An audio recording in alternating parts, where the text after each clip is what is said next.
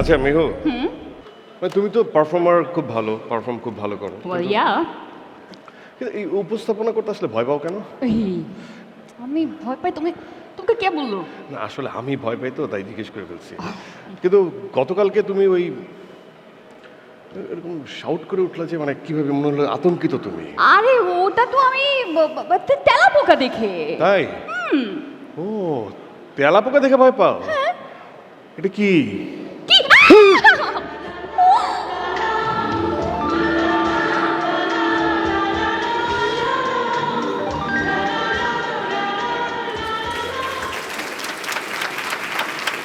মেহু, তুমি তেলাপোকা দেখে ভয় পাও, কিন্তু এই যে একটা সিনেমার পোকাকে তুমি জড়ায় ধরলা, আর সিনেমার পোকা তোমাকে জড়ায় ধরলো, তুমি কি ভয় পাচ্ছ না? তুমি সিনেমার পোকা? সেই ছোটবেলা থেকে ও, আমরা এক টিকেটে দুই।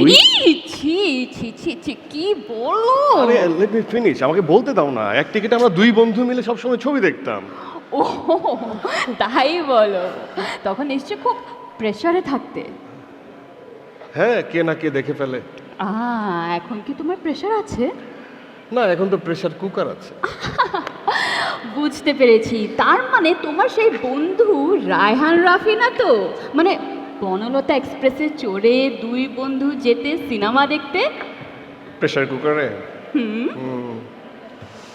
না, মাঝখানে অনেকে বলতো রাক্ষস আসবে, রাক্ষস আক্রমণ করবে, রাক্ষস খাইয়া দিবে, কিন্তু তার আগে ঠুস।